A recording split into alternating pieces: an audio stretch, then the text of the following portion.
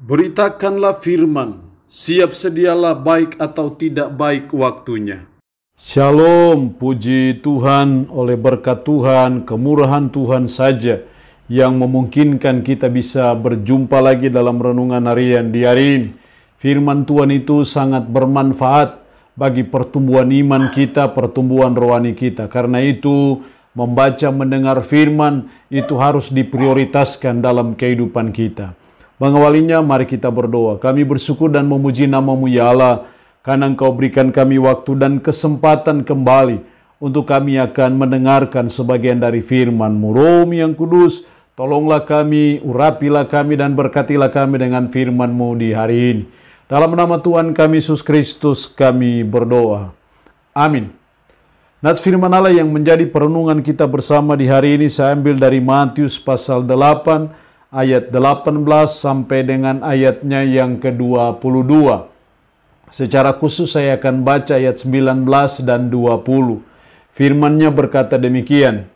Lalu datanglah seorang ahli Taurat dan berkata kepadanya, "Guru, aku akan mengikut engkau kemana saja engkau pergi." Yesus berkata kepadanya, "Serigala mempunyai liang dan burung mempunyai sarang, tetapi anak manusia tidak punya tempat untuk meletakkan kepalanya." Demikian sabda firman-Nya hari ini yang mengajar dan menasihati kita menjadi pengikut Yesus. Sudah barang tentu menjadi pengikut Yesus tidak bisa sembarangan. Menjadi pengikut Yesus tidak hanya sekedar ikut-ikutan saja.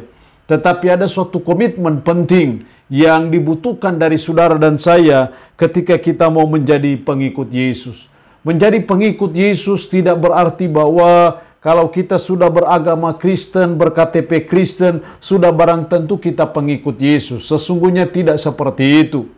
Ada syarat yang dituntut dari Tuhan, dari Yesus bagi saudara dan saya, kalau saudara dan saya mau jadi pengikutnya.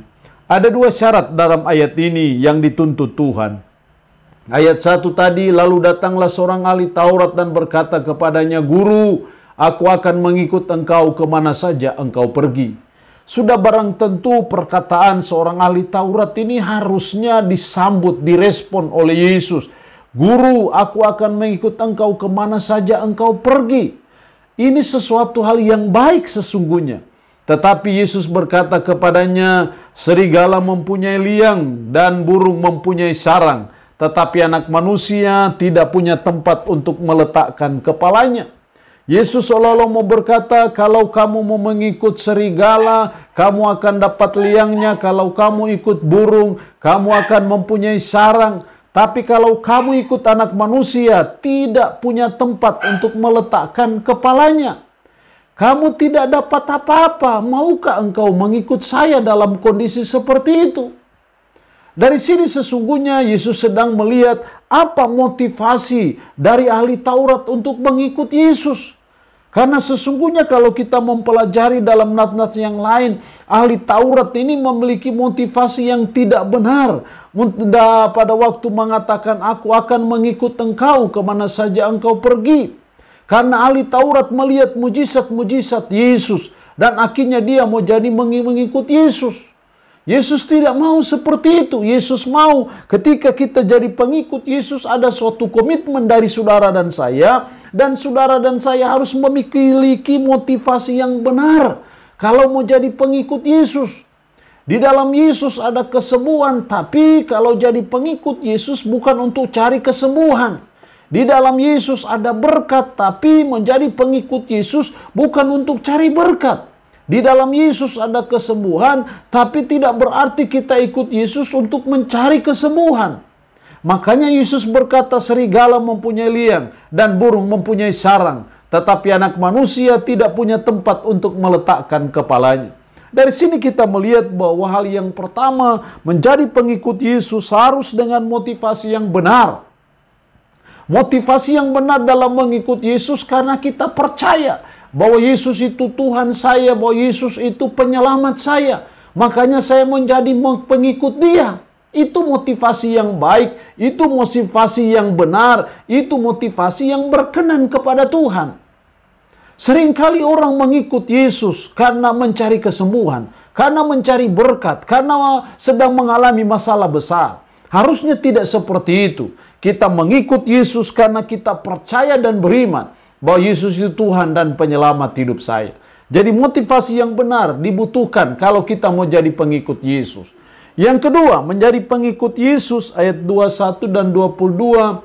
Seorang lain, yaitu salah seorang muridnya, berkata kepadanya, "Tuhan, izinkanlah aku pergi dahulu menguburkan ayahku." Tapi Yesus berkata kepadanya, "Ikutlah aku dan biarlah orang-orang mati menguburkan orang-orang mati mereka." Dari sini kita melihat bahwa harus ada yang menjadi prioritas utama kalau kita mau mengikut Yesus. Hal yang kedua yang dituntut dari kita menjadi pengikut Yesus adalah harus memprioritaskan Yesus. Harus mengutamakan Yesus. Tuhan, izinkanlah aku pergi dahulu menguburkan ayahku. Baru dia mau datang mengikut Yesus.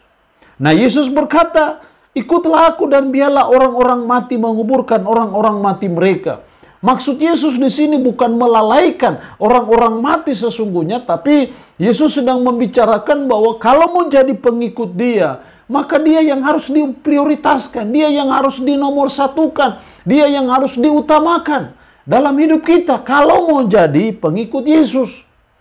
Karena itu kita terus belajar untuk kita terus mengutamakan dia, terus memprioritaskan dia di atas segala-galanya, karena tidak salah kalau kita harus memprioritaskan dia, karena dialah sumber berkat kita, dialah sumber pertolongan kita, dialah sumber kekuatan kita, dialah sumber kesembuhan kita dari segala penyakit. Dan dia terlebih dahulu dia sudah mati di Kalvari demi dan untuk menebus dosa kita.